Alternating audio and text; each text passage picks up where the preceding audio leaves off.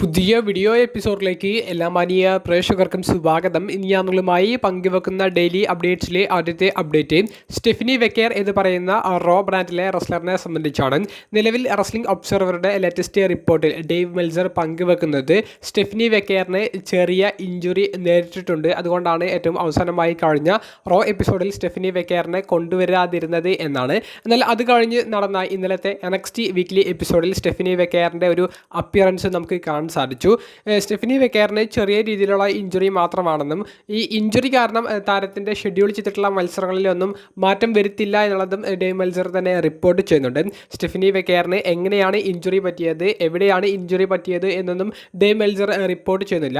എന്തായാലും അടുത്ത NXT weekly എപ്പിസോഡിൽ Stephanie Vaquer, Rhea Ripley, Tiffany Stratton തുടങ്ങിയവരുടെ ഒരു 6 വുമൺ ടാഗ് ടീം മത്സരം കളിക്കുന്നുണ്ട്.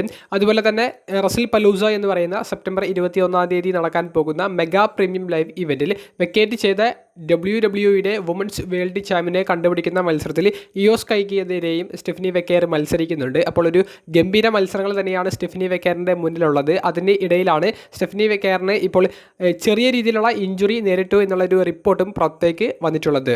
രണ്ടാമത്തെ അപ്ഡേറ്റ് WWE റോ എപ്പിസോഡിലേക്ക് തിരികെ വരാൻ പോകുന്ന ഇല്യ ഡ്രാഗ്നോവ് എന്ന് പറയുന്ന റെസ്ലറിനെ സംബന്ധിച്ചാണ്. ഏകദേശം ഒരു വർഷത്തോളമായി ഇല്യ ഡ്രാഗ്നോവ് ഇഞ്ചുറി കാരണം മാറി നിൽക്കാൻ തുടങ്ങിയിട്ട് ഇല്യ ഡ്രാഗ്നോവിൻ്റെ റിട്ടേണിനുള്ള ഏകദേശം കാര്യങ്ങളൊക്കെ സെറ്റായി കഴിഞ്ഞിരിക്കുന്നു എന്നുള്ളൊരു റിപ്പോർട്ടുകളാണ് നമുക്ക് അറിയാൻ സാധിക്കുന്നത്. നിലവിൽ ഇല്യ ഡ്രാഗ്നോവ് തിരികെ വന്നാൽ അദ്ദേഹത്തെ ആദ്യം പ്രസൻറ്റ് ചെയ്യാൻ പോകുന്നത് റൂസേവിനെതിരെയുള്ള സ്റ്റോറി ലൈനിലൂടെ ആയിരിക്കും എന്നുള്ളൊരു റിപ്പോർട്ടുകളാണ് നമുക്ക് ലഭിക്കുന്നത്. അപ്പോൾ റൂസേവ് വേഴ്സസ് ഇല്യ ഡ്രാഗ്നോവ് എന്നുള്ളൊരു മത്സരങ്ങളൊക്കെ നല്ലൊരു ഹാർഡ് ഹിറ്റിംഗ് ലെവലിലായിരിക്കും നമുക്ക് കാണാൻ സാധിക്കുക. നല്ലൊരു രസകരമായിട്ടുള്ള സ്റ്റോറി ആക്കിയിട്ട് അവർ അത് ബിൽഡ് ചെയ്യാനും സാധ്യതയുണ്ട്. ഇല്യ ഡ്രാഗ്നോവിൻ്റെ വളരെ പവർഫുൾ ആയിട്ടുള്ള ക്യാരക്ടറും പവർ ഹൗസ് ആയിട്ടുള്ള റൂസേവിൻ്റെ ക്യാരക്ടറും തമ്മിൽ ഏറ്റുമുട്ടുമ്പോൾ അതിഗംഭീരമായിട്ടുള്ള മത്സരങ്ങൾ തന്നെ പ്രതീക്ഷിക്കാം. ഈ ഒരു സ്റ്റോറി ഇല്യ ഡ്രാഗ്നോവിനാണോ റൂസേവിനാണോ അനുകൂലമായി പോകുന്നത് എന്നുള്ളത് സ്റ്റോറി കണ്ട് തന്നെ അറിയേണ്ടതാണ്. തിരികെ വന്ന ഇല്യ ഡ്രാഗ്നോവിനെ റൂസേവിനെതിരെയുള്ള മത്സരത്തിലൂടെ അവർ പരാജയപ്പെടുത്തിക്കൊണ്ടായിരിക്കുമോ റിട്ടേണിലൂടെ കാണിക്കുക എന്നുള്ളൊരു സംശയമുണ്ട്. ഇല്യ ഡ്രാഗ്നോ പോലെയുള്ള ഒരു യുവതാരത്തിനെതിരെ റൂസേവ് പരാജയപ്പെടുമോ എന്നുള്ളൊരു ക്യൂരിയോസിറ്റിയുമുണ്ട്. എന്തായാലും ഇല്യ ഡ്രാഗ്നോവ് തിരികെ വന്നാൽ എങ്ങനെ സ്റ്റോറി കൊണ്ടുപോകണം എന്നുള്ള കൃത്യമായിട്ടുള്ളൊരു പദ്ധതി അവർക്കിപ്പോൾ കിട്ടിയിട്ടുണ്ട്. അപ്പോൾ ഒരു ഗംഭീര സ്റ്റോറി റോ എപ്പിസോഡുകളിൽ ഉടനെ പ്രതീക്ഷിക്കാം. ഏറ്റവും അവസാനമായി പങ്കുവെക്കാനുള്ളത് രാവിലെ ഒരു ഷോർട്ട് വീഡിയോയിലൂടെ ഞാൻ അപ്ഡേറ്റ് ചെയ്തിട്ടുണ്ടായിരുന്നു. WWE റസൽമേനിയ 43 2027 മെഗാ ഇവൻ്റായ റസൽമേനിയ 43 സൗദി അറേബ്യ എന്ന് പറയുന്ന രാജ്യത്ത് വെച്ചിട്ടാണ് നടത്താൻ പോകുന്നത് എന്നുള്ള ഒരു റിപ്പോർട്ട്. അപ്പോൾ ആ ഒരു വാർത്ത ഏകദേശം കൺഫേം ആയിട്ടുണ്ട്. എന്നാൽ നിലവിൽ ഇപ്പോൾ നമുക്ക് ലഭിക്കുന്ന മറ്റൊരു അപ്ഡേറ്റ് PW ഇൻസൈഡറും റസ്ലിംഗ് ഒബ്സർവറും ഒക്കെ പങ്കുവെക്കുന്ന അപ്ഡേറ്റ് അനുസരിച്ചാണെങ്കിൽ റിട്ടയർമെൻറ്റ് പ്രഖ്യാപിച്ച് ഇപ്പോൾ റിങ്ങിൽ കയറാതെ നിൽക്കുന്ന ഒട്ടനവധി ലെജൻഡ് റെസ്ലേഴ്സ്, അതായത് കമ്പനിക്ക് പുറത്ത് പേരെടുത്തിട്ടുള്ള ലെജൻഡ് റെസ്ലേഴ്സിനെയൊക്കെ തിരികെ കൊണ്ടുവരാൻ വേണ്ടി വലിയൊരു പുഷ് സൗദി അറേബ്യൻ്റെ എൻ്റർടൈൻമെൻറ്റ് ഏജൻസി, അതായത് സൗദി അറേബ്യൻ ഗവൺമെൻറ് WWE മേൽ നടത്തിയേക്കുമെന്നാണ്. ഒരു സമ്മർദ്ദം WWE മേൽ ഉണ്ടായേക്കുമെന്നാണ്. അതിനർത്ഥം the Undertaker, Stone Cold Steve Austin, Shawn Michaels, സാക്ഷാൽ ദ റോക്ക് തുടങ്ങിയവരെയൊക്കെ റസൽമേനിയ 43 പങ്കെടുപ്പിക്കാൻ വേണ്ടിയിട്ടുള്ള തന്ത്രങ്ങൾ ചിലപ്പോൾ അവർ പയറ്റിയേക്കാമെന്നുള്ളതാണ്. അങ്ങനെയാണെങ്കിൽ ഇവരിൽ ഏതെങ്കിലും ഒരു റെസ്ലർ റസൽമേനിയ 43 റിങ്ങിൽ കയറി മത്സരിക്കുന്നത് നമുക്ക് കാണാൻ സാധിച്ചേക്കാം. അത് ആരാണെന്ന് നിലവിൽ കൺഫേം ചെയ്ത് പറയാൻ പറ്റില്ല.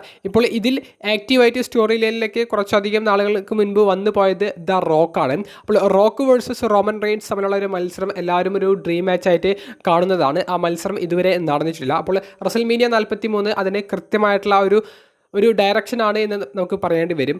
The Rock versus Roman Reigns തമ്മിലുള്ള മത്സരം റോക്കിൻ്റെ കരിയറിലെ റിട്ടയർമെൻറ്റ് മാച്ചായിട്ട് നടത്തി ആ ഒരു മെഗാ മാച്ച് സമ്മാനിക്കുകയാണെങ്കിൽ അത് മികച്ചൊരു മൊമെൻറ്റ് സൃഷ്ടിക്കും. കൂടാതെ സൗദി അറേബ്യ വമ്പൻ പൈസ തന്നെ ദ റോക്കിന് തിരികെ റിങ്ങിലേക്ക് കയറാൻ വേണ്ടി ഓഫർ ചെയ്യാനും സാധ്യതയുണ്ട്.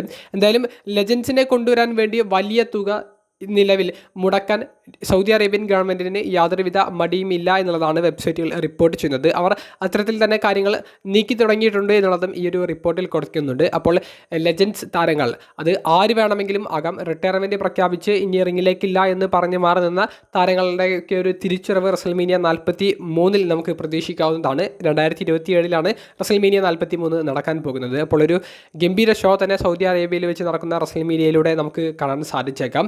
നിങ്ങൾ റോക്ക് വേഴ്സസ് റോമൻ റെയിൻസ് തമ്മിലുള്ള ഒരു മത്സരത്തിന് കാത്തിരിക്കുന്നുണ്ടോ? നിങ്ങളുടെ അഭിപ്രായം കമൻറ്റ് ബോക്സിൽ രേഖപ്പെടുത്തുക. അതുപോലെ തന്നെ Stone Cold Steve Austin, the Undertaker, Shawn Michaels തുടങ്ങിയ ലെജൻഡ്സ് താരങ്ങൾ അവർ റിങ്ങിലേക്ക് കയറുമെന്ന് നിങ്ങൾ വിചാരിക്കുന്നുണ്ടോ? നിങ്ങളുടെ അഭിപ്രായം കമൻറ്റ് ബോക്സിൽ രേഖപ്പെടുത്തുക. അപ്പോൾ അടുത്തൊരു വീഡിയോയുമായി കാണുന്നത് വരെ ബൈ.